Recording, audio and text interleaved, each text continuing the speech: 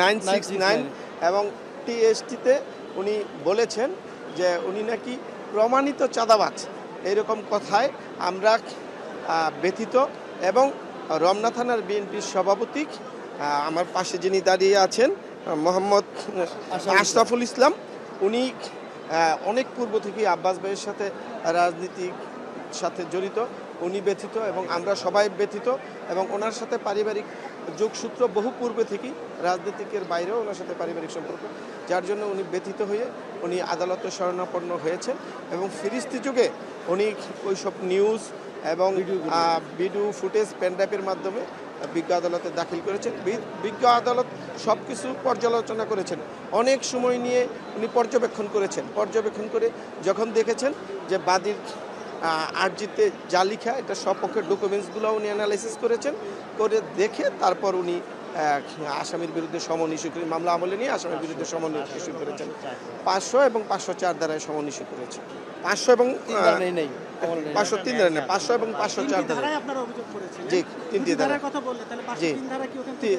তিন ধারা, হ্যাঁ, এটা আদালতের ক্ষমতা বলে আদালত ইচ্ছা করলে আরো 2টা ধারা অ্যাডও করতে পারেন, ইচ্ছা করলে এই জায়গা থেকে 2টা ধারা বাদও করতে পারেন। আদালত অনেকক্ষণ পর্যালোচনা করে দেখে উনি 500 এবং 504 ধারায় আমলে নিয়েছেন এবং আসামিকে সমন ইস্যু করেছেন। আপনারা আদালতে কি বলেছেন? আমরা আদালতে বলেছি আমরাও ব্যথিত এবং আমরাও ইতিপূর্বে এই নিউজ ছাড়াও উনি আগে পরেও পাগলামি কথাবার্তা বলেন, উল্টাপাল্টা কথা বলেন, যেটা সাধারণ জনগণ বিব্রত হয়। সাধারণ জনগণ এরকম কোনো একটা দেশের নাগরিকের কাছে এরকম কথা আশা করে না। উনি একজন এমপি প্রার্থী ছিলেন, একজন সাধারণ নাগরিকও এরকম কথা বলা উচিত না একজন নাগরিককে নিয়ে। উনি যেইভাবে কথা বলেন, মানে যেই ল্যাঙ্গুয়েজে কথা বলেন, যেই মানে বাজে রকমের কথা বলেন, এটা কেউ কারো প্রতি আশা করেন না। এই দেশের স্বাধীন দেশের জনগণ কেউ আশা করেন না এরকম কোনো মন্তব্য। কথা বলে তো ডিস্টার্ব। জি, থ্যাংক ইউ। জিনিস লাস্ট একটা প্রশ্ন, আমাদের রাজনৈতিক সংস্কৃতিতে তো এই ধরনের একজনকে আরেকজনকে কটাক্ষ করে কথা বলার সংস্কৃতি রয়েছে। সেক্ষেত্রে এই মামলা করে নাসিরউদ্দিন পাটোয়ারির মতো একজন মানে মির্জা আব্বাসের তুলনায় তিনি খুবই মানে মাত্র রাজনীতি শুরু করেছেন, তাকে অনেক বেশি হাইলাইটেড হয়ে গেল।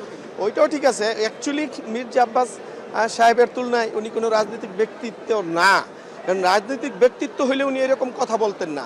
আমি একটু পূর্বে বলেছিলাম যে উনি আসলে পাগলামির স্বরূপ কিছু কথা বলেন, যেটা এই দেশের জনগণ আশা করেন না। আর আমরা আজকের বাদী এবং মির্জা সাহেব অনেক ধৈর্যের পরিচয় দিয়েছেন। বাদী আর এটা নিতে পারেন নাই, না নিতে পেরে উনি আজকে আদালতের শরণাপন্ন হয়েছেন। কারণ এরকম উনি কন্টিনিউ করতেছেন। বাদী ব্যথিত হয়ে উনি নিজে থেকেই উনি আদালতে আসছেন, আমাদের শরণাপন্ন হয়েছেন। আমরা ওনার পাশে থেকে আদালতে গিয়েছি, আদালত পর্যালোচনা করেই আদেশটা দিয়েছেন। এই ধারাগুলো কি সবগুলো ধারাই তো, যে 3টি ধারায় অভিযোগ এনেছিলেন এর মধ্যে একটি নেয়নি, 2টি ধারাই তো জামিন দিয়েছে?